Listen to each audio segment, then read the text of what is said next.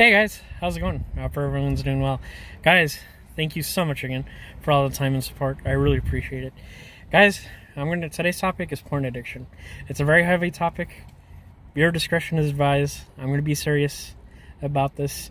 If this video isn't for you, if it's too strong, it's okay to leave. I understand.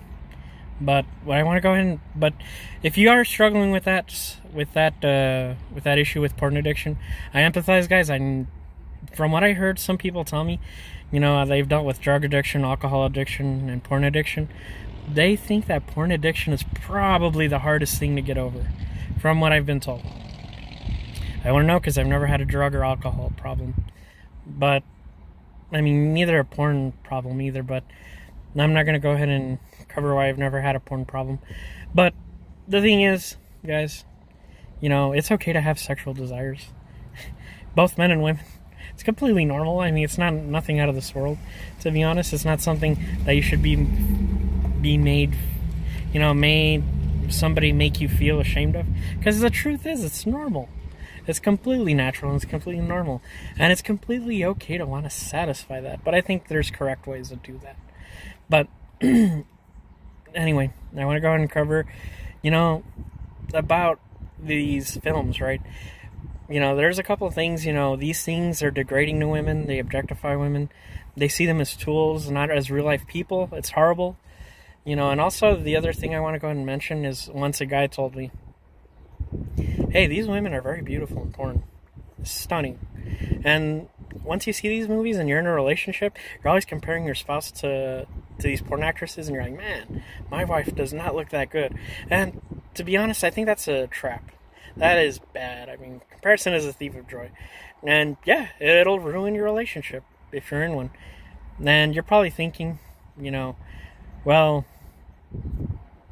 I'm not going to be in a relationship.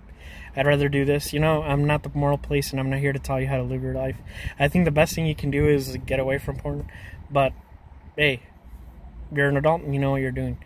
And I think the best thing you could do is get away from it. And you're probably saying, well, it's not going to affect my life. And, if it doesn't affect your life, more power to you, but there's some people that do.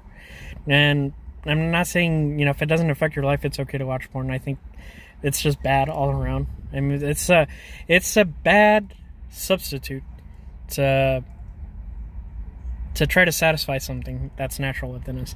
To be honest, if you want my honest opinion, the best thing you could do is seek a healthy relationship with somebody you love and care about, and have sexual relationships inside of those relationships. When you're trying to, take your time, not rushing. There's people that get off in 30 seconds, and your partner in real life is not going to get off in 30 seconds anytime. The same thing with no foreplay and all that stuff anyway. But I could dive into specifics, but I think it's going to be more satisfying when you're in a healthy relationship opposed to satisfying it, just masturbating and watching porn. It's bad substitute. Bad substitute, if you tell me. But anyway, that's what I want to go ahead and just say. And I want to go ahead and also say as well is that you're probably thinking, because a lot of the people that I talk to, a lot of you, maybe you are in the crowd that, hey, I can't get women, or I'm an incel, or whatever, right? Black pill. You identify as that group, and you're probably saying, well, I can't even pick up women, so this is the best thing I can do. I'll be honest with you guys, for that crowd, eventually, like I mentioned in all these other videos, you'll be successful if you try. Moderately try, eventually you'll get there. But if nobody wants to do you, if you, out of 100 women that you've tried to sleep with and nobody wants to do you, dude, you are the problem. You got to take responsibility. You got to take accountability. Hey, you're screwing up. And I'm not saying to engage in promiscuous behavior, like I mentioned. That's having a bunch of meaningless sex. I've talked to guys who have been down that road that have been promiscuous. They don't like it. They think it's meaningless. Heck, as a matter of fact, then they'll tell you, what?